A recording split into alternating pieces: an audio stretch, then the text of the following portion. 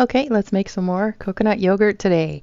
I am again going to try and do the Gasseri, which I got from the Mercola company. As you can see there, I'm going to be using 1 tablespoon of inulin and 1 teaspoon of agar-agar to thicken this yogurt up because it just doesn't go thick on its own. Lots of you have commented on that. If you have different kinds of yogurt, sometimes you can put them in the fridge and then they'll separate from the water and you can just use the thicker coconut milk, but it doesn't work like that with this particular product. So I've tried, it does not work. So I have to stick with the more watered down version and add a lot of thickener. So I brought it up to a boil, as you can see there, and then now I'm just letting it sit and cool and just kind of zipping through that as fast as we can here because that's pretty boring. But just so that you see what I am watching is making sure that it's at the right temperature because we do want it at a lower temperature, just like the L-Reuteri. I think Gasseri might handle slightly higher temperatures, but we still want it to be lower. That would be preferable. So once it was down to about 100 degrees Fahrenheit, then we're putting it into the bowl, and you can see it's already starting to thicken up a little bit there.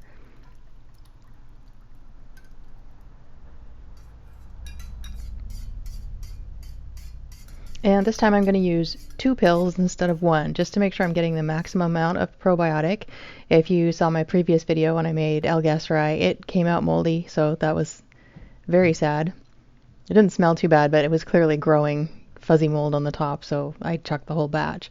But so that means right now I am completely out of Gasseri, so this was the attempt to make it again. And again, we see that it's solidified inside the capsule, so it's no longer a nice, easy to pour out powder mixture. It's actually gone hard. I'm not really sure why that is because it was in a cool, dry cupboard with the lid securely on. And the first batch that I made came out great, and the second batch, I believe, as well, came out great. And now we've got this hardening, which was kind of strange. So I took it out and put it on a dish again this time and mash it up, and it was quite hard. As you can see there, I'm really having to put some effort into it because it's just that solidified in there.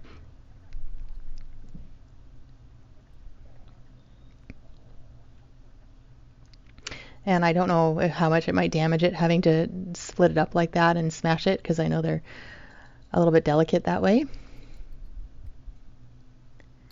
But we got her all in there and then just mix it around and get it ready to put in the maker. Now, of course, as I said before, I do like to get the water going in the maker ahead of time so that it's already at the right temperature. And that way I can just put it in and get going. You don't have to wait for it to warm up or anything. And I'm just using the silicone top again because it seems to be fine either way, whether I use silicone or plastic, and silicone is preferable.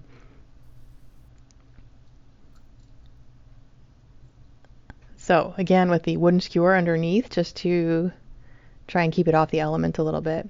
Setting it at 100 degrees and doing the 36 hours, but I set it for 39 just in case I needed time to sleep in the morning, which often happens with chronic illness. So that gave me some option. Now, here's the big disappointment here. We're up to 113, which is not good. That's too high, and that is significantly higher than the company suggests will happen. So I seem to have, this is my second machine, which they sent me for free to replace the first one because of the temperature variance. And it still seems to be right off the bat a problem.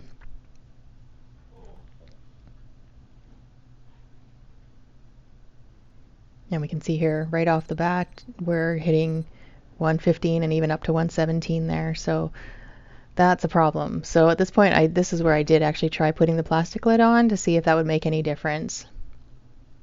And ultimately, I also decided to go ahead and set the temperature down lower. 100 wasn't working, so I put it down to 98 just to see if that might help it to kind of stay at the temperature that we want it at.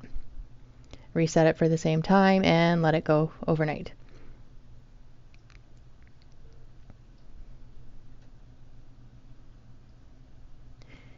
And then again, just to see what's going on now that it's had, a few hours with the plastic lid, we're still seeing that it is higher than it should be.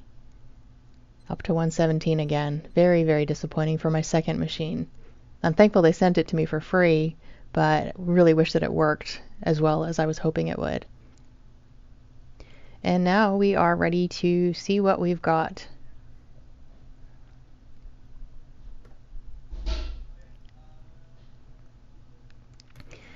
And so again, more disappointment. This one has a lot of mold. The temperature was a little bit better the next day, but still higher than we'd like to see, especially for where I set it for. If it had only ever gotten up to 109, that wouldn't have been too bad, but 111 was already too much, and that was after resetting it at the lower temperature. And as you can see there is more mold growing, and this time it reeks of mold. It was gross. There was no way I was going to be trying that one. So that was super disappointing. So my good news is, though, that I let the company know what happened, and they sent me another free replacement. And this time it has a temperature sensor sticking out of the bottom there right into the water, which is new for the Ultimate Probiotic Maker. So I'm excited to try that one out and see how well it works. And I also want to switch up again a little bit about how I'm making my yogurt, because I'm always trying new things. So stay tuned for the next one. I am very hopeful that things are going to go a lot better.